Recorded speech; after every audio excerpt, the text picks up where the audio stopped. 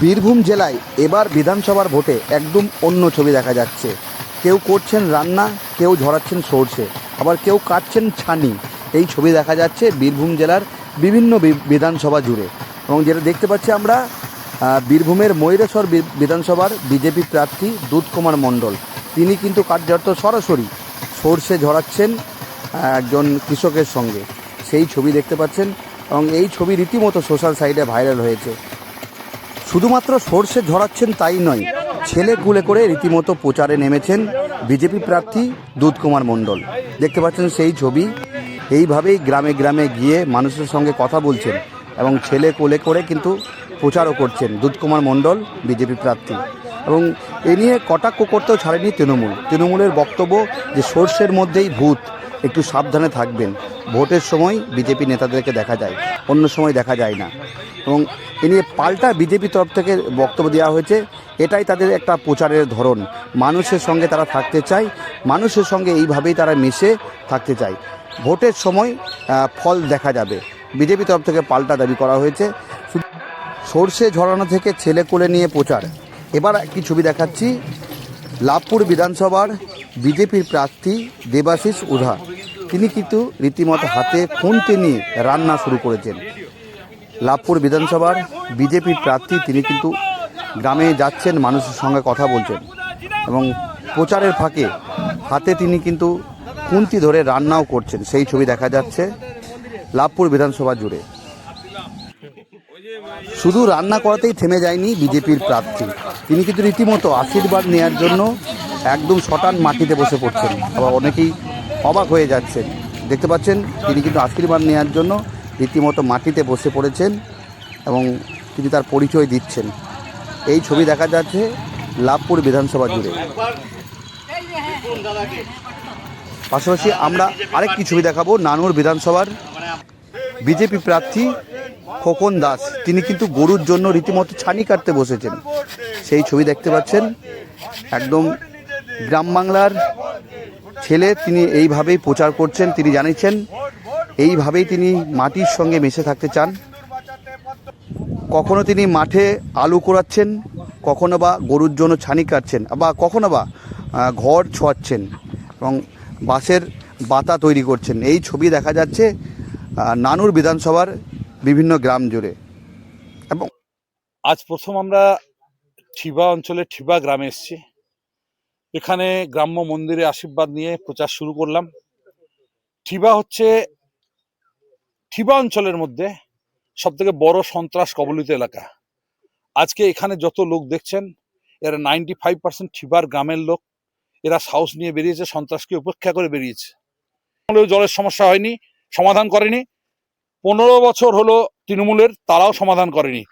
আমি ইলেকশনের আগে কথা দিতে নারাজ, এরকম কোনো প্রতিশ্রুতি দেওয়া যায় না, প্রতিশ্রুতি দেবো না। তবে আমি চেষ্টা করব যেন এই বিতর্ক পরবর্তী অধ্যায়ে যারা এমএলএ যদি কেউ দাঁড়ায়, তাকে আর শুনতে হয় যে আমরা এখানে জল পাইনি। মনিরুল ইসলাম আপনার হয়ে প্রচারে এসছে বলছে, নো কমেন্টস, আমি কিছু বলতে পারবো না এখন। গ্রাম তাদেরকে একবারে ঝাঁটায় ধরে একবারে বিদায় করে দিতে হবে, যেন একটাও যেন পদ্ম ফুল যেন এই গ্রাম থেকে যেন না ফোটে, সেটাই আমাদের অঙ্গীকার। আমি জানি না উনি কোন পর্যায়ের নেতা, তবে কাল থেকে খোঁজ খবর নিয়ে দেখলাম যে উনি তৃণমূল পার্টি অফিসের ঝাড়ুদার হিসাবেই ওনার পরিচিতি। তার জানা উচিত প্রত্যেকটা ক্রিয়ার সম বিপরীত প্রতিক্রিয়া আছে, এটা যেন মনে রাখে সাইন কাজী। দেখুন, আমি মূলত একজন সাধারণ গরিব পরিবারের একজন কৃষকের ছেলে। তো এই সমস্ত কাজ আমি প্রতিনিয়তই করি। কারণ কখনো আমি আমাদের জমিতে আমরা আলু যখন চাষ করতো আমার দাদু, তখন আমরা সেই আলু কুড়াতে যেতাম, আলু বসাতে যেতাম। এবং আমার ঘরে যখন খড়ের যখন আমাদের ঘর ছিল, তখন সেই খড়ের চালে আমরা কোনো সময় যখন দাদু যখন চাল ছাড়তো, সেই চাল ছাড়ানোর সময় আমরা সহযোগিতা করতাম, আমরা খড় ছুটতাম। এবং বাতা ছিলে এবং ঘরের খাবার এবং চাল ছাড়ানোর জন্য বাতাসে সহযোগিতা করা, সেগুলো আমরা করেছি। এবং ঘরে আমার গরু আছে, গরু আমি ছানিও আমি কেটেছি এবং ছানি কাটি। তো এই কাজ প্রতিদিন আমাদের এই সমস্ত কাজ আমরা করে থাকি। আমরা সাধারণ গরিব মানুষের ছেলে, সাধারণ পরিবারের ছেলে, প্রতিনিয়ত এই ধরনের আমাদের প্রতিদিন দৈনন্দিনের জীবনে যে কাজ, সেই কাজ আমরা প্রতিনিয়ত করি। পুরো বালি, পাথর, কয়লা এবং সরকারি যে সমস্ত যোজনা এসেছে, গরিব মানুষের জন্য যে সমস্ত যোজনার মধ্য দিয়ে জীবনের উন্নত মানের জন্য যে সমস্ত যোজনা এসেছে, সেই যোজনার টাকা কাটমানি খেয়েছে। দেখুন, প্রথমে বলবো যে সোর্সের মধ্যেই ভূত, এই কথাটা আমাদের গ্রাম বাংলার প্রচলিত শব্দ।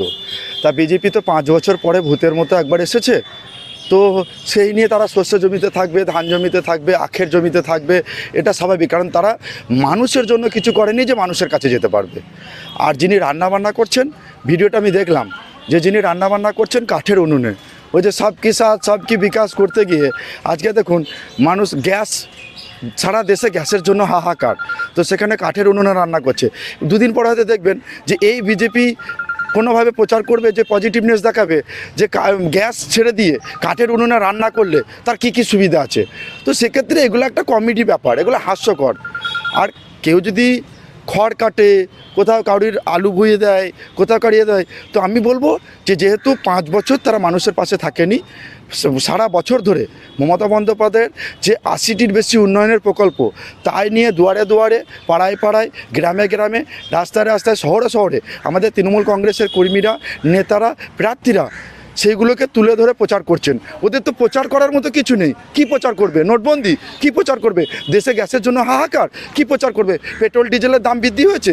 কি প্রচার করবে? যে নরেন্দ্র মোদী সারা জীবন ভোর বিদেশে ঘুরে ঘুরে আনন্দ করছেন, তিনি বিলাসবহুল জীবনযাপন করছেন, আর সাধারণ মানুষ দেশে খেতে পাচ্ছে না। তো কাজেই এগুলো একটা বিনোদন করছে। আমি বাংলার মানুষকে বলবো যে যদি আপনাদের বাড়িতে টিভি বা মোবাইলে যে বিনোদনের চ্যানেলগুলো দেখছেন, আনন্দ করছেন, সেইগুলো বন্ধ করুন। আপনারা বিজেপি নেতাদের প্রচার দেখুন, দেখুন ফুল আনন্দ পাবেন।